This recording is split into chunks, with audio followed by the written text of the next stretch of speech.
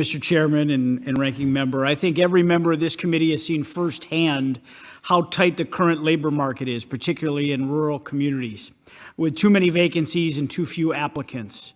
Meanwhile, many individuals have taken out thousands of dollars in student loans for four-year degrees. But too often, the degrees don't have the return on investment that was expected. I appreciate the focus today on the potential to expand workforce development under Title VI, and I believe it's vital that we change the paradigm on what it means to develop our nation's workforce, particularly in our rural communities. And with that, Mr. Blanding, as it relates to rural economic workforce development, I want to talk about the Rural Cooperative Development Grant Program, the RCDG.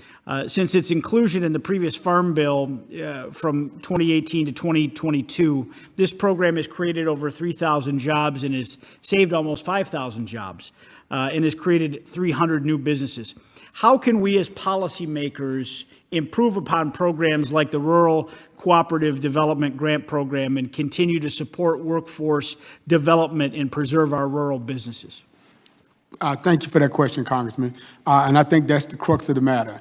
And again, we talk about really looking at rural communities where you can bring the community together to really identify the gaps in that community, but more importantly, the asset.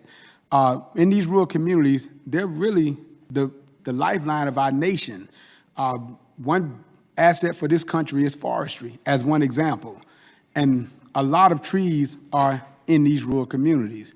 And if you just look at that, there's a lot of opportunities for people to have workforce development around that, around looking at the forestry industry, agriculture, but every part of that community really understanding the assets in it, building the labor force around that, educating our folks so they understand the community as an asset as opposed to a liability. So I think investments in those communities where we look at the community, what's in it now, and build the infrastructure around that. And so I'll give you a real example. Right now, too, in Alabama, we're working with youth to really learn how to operate machinery to harvest trees in their community, to continue to be a part of that agroforestry industry that is already there, but they're just not participating in it. In Texas, right on the coast, fishermen coming together to really build their own docks to control their catch and build income around that.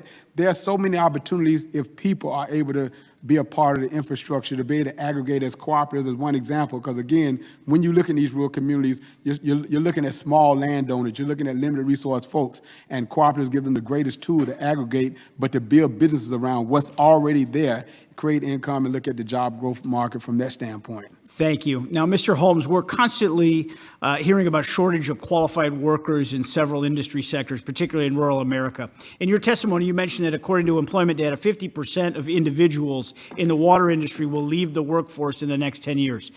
This gives all of us some cause for concern as these systems remain vitally essential for rural communities. While I know NRWA's apprenticeship program has proven to be successful and has provided some relief in educating and upskilling individuals for water and waste job opportunities, I know there's been some concern about its ability to be flexible and meet the needs of certain rural communities. Can you describe these drawbacks for this program, and what can Congress do to ensure that it meets the workforce challenges in rural America? Thank you for the question, Congressman. As you know, the vast majority of the country's small community water systems are small, have very limited staff, sometimes only employing one full-time or even part-time paid operator. These limited economies of scale and technical expertise are compounded by the workforce issues. The scarcity of operators wanting to work in these areas increases the difficulty of them to comply with the Safe Drinking Water Act and serve safe and clean water. Unfortunately, our apprenticeship model is hindered by this because there's no capacity at these systems to provide on-the-job training or mentoring for these folks. They really can't even take on somebody on a part-time or full-time basis to transfer their knowledge for the next generation. It's kind of unique to these communities because, unlike other folks here, our folks are so small and they're doing so much with so little. It also prevents their access to the workforce system, the workforce funds.